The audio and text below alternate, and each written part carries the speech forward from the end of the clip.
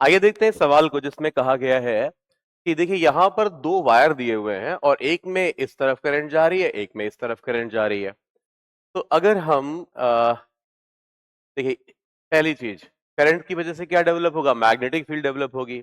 और यहाँ पे ये भी कहा है कि phi1 and phi2 are potentials at these two points, और ये लिख रखा है कि phi2 बड़ा पोटेंशियल है।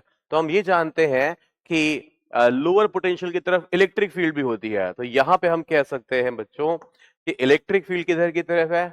ऊपर की तरफ है, या ऐसे ही बोलना चाहिए, क्योंकि बाहर का पोटेंशियल तो हमें पता नहीं है, बट इन दोनों जगहों का पोटेंशियल पता है।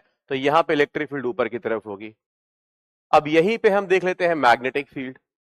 तो आप देखेंगे कि लोअर वायर की वजह से अगर हम थंब को करंट की दिशा में कर दें तो मैग्नेटिक फील्ड बाहर आ रही है, और अपर वायर की वजह से भी मैग्नेटिक फील्ड बाहर आ रही है। तो according to this right hand rule, इस पॉइंट पे जो मैग्नेटिक फील्ड है वो बाहर की तरफ आ रही है, लाइक दिस।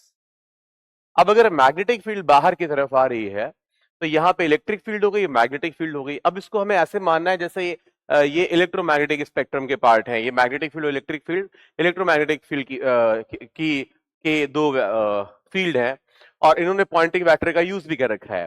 तो देखिए, हम जानते हैं अगर इलेक्ट्रिक फील्ड ऊपर है और बी बाहर की तरफ है तो ई क्रॉस बी की दिशा में इलेक्ट्रोमैग्नेटिक वेव चलती है या पॉइंटिंग वेक्टर होता है।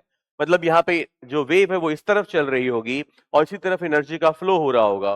तो अगर एनर्जी का फ्लो इस तरफ हो रहा है तो ऑब्वियसली ये जो है वो सोर्स है, क्योंकि इसी से जब वेव निकलेगी तो इस तरफ जाएंगी। तो पक्की बात है, यहाँ पे जो सोर्स है वो ए पर है, और यही इसका आंसर है। यहाँ पे कॉन्सेप्ट जो यूज हुआ है वो ये हुआ है कि भाई जो सी की दिशा होती है वो किसकी दिशा होती है? ई ई क्रॉस बी की दिशा। और यही डायरेक्शन एक्चुअली पॉइंटिंग वेक्टर की भी होती है या एनर्जी के फ्लो की भी होती है। ओके।